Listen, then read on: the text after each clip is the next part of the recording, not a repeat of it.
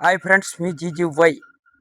నన్ను చాలామంది అమ్మ గొప్పదా, నాన్న గొప్పోడని అడిగేందుకు మీకు చాలా గొప్పతనంగా చెప్తున్నాను. నాన్న లేకపోతే అమ్మ లేదు.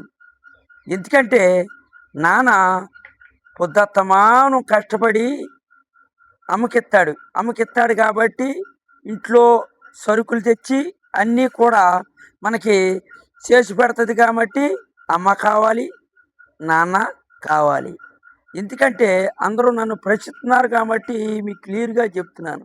తల్లి ఒక గొప్పతనం ఏంటంటే నవమాసాలు మోచి పిల్లలని కంటది కాబట్టి తల్లి గొప్పది.